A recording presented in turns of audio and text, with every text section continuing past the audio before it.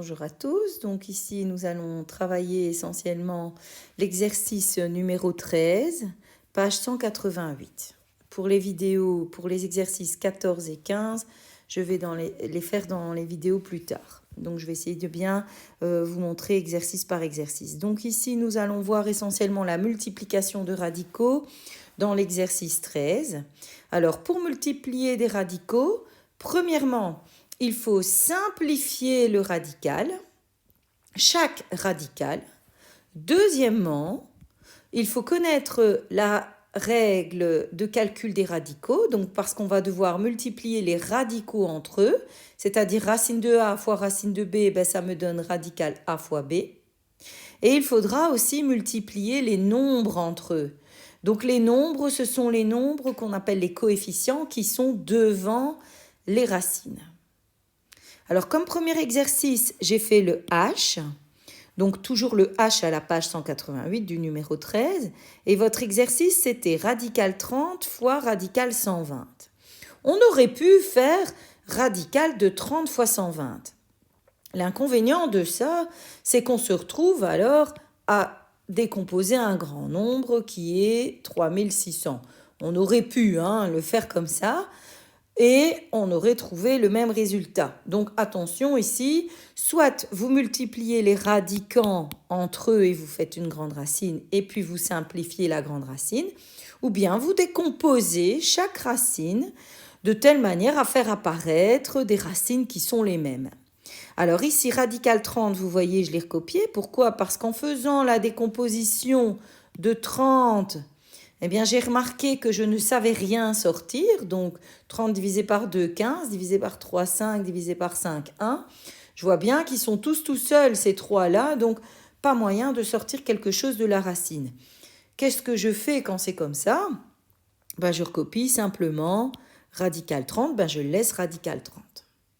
Or, tout de suite, 120, je me dis dans ma tête, 120, c'est la même chose que radical 30 fois radical 4. En effet, 30 fois 4, ça nous fait bien 120. Quel est l'avantage d'avoir choisi ce produit-là plutôt que de faire une décomposition comme on a fait pour ici pour 30? Eh bien, c'est que on voit apparaître ici des radicaux semblables. Alors, quand on a deux mêmes radicaux qui sont multipliés, on arrive à cette règle-ci qui dit que un radical multiplié par lui-même me donne ce même radical, élevé au carré. Or, le carré, on l'a déjà vu en classe, le carré, qu'est-ce qu'il fait par rapport à la racine? Il l'enlève, parce que ce sont deux opérations qu'on appelle des opérations réciproques. Donc, quand vous avez radical 30 fois radical 30, vous pouvez noter directement la réponse qui est 30. Un autre exemple, si vous avez radical 5000 fois radical 5000, ça vous donne 5000. Il ne faut pas vous amuser à calculer 5000 fois 5000 et puis à tout décomposer, parce que sinon, ça prend vraiment beaucoup de temps. Voilà. Alors, quel est l'avantage d'avoir transformé, donc je disais radical 120 en radical 30 fois radical 4? C'est qu'on voit ici les radicaux 30 qui sont les mêmes. Radical 30 fois radical 30, ça nous donne 30. Et radical 4 fois radical, ça nous donne 2. Donc, on se retrouve avec 30 fois 2. Je vais aller enlever ici le 30 que j'ai mis, sinon vous n'allez pas comprendre. Donc ici, on se retrouve avec radical 30 fois radical 30 qui nous donne 30 et radical 4 qui nous donne 2. De ce fait-là, on peut voir que on obtient 30 fois 2, ou là j'ai fait une bêtise, donc attention, on obtient 30 fois 2, et 30 fois 2, ça fait 60. Donc, je répète les étapes. On a multiplication de deux radicaux. D'abord, on simplifie chaque radical. Et ensuite, on multiplie les nombres entre eux et puis les radicaux entre eux. On essaye de faire apparaître des radicaux semblables. Et lorsque les radicaux sont semblables, on sait que c'est comme s'ils étaient élevés au carré. Donc, ça enlève la racine carrée. Alors, si vous avez maintenant la racine, donc je fais l'exercice I. Si vous avez la racine carrée de 18 cinquièmes fois racine carrée de 5 demi, vous pouvez utiliser la règle de calcul que j'ai notée ici, qui dit que radical A fois radical B égale radical A fois B.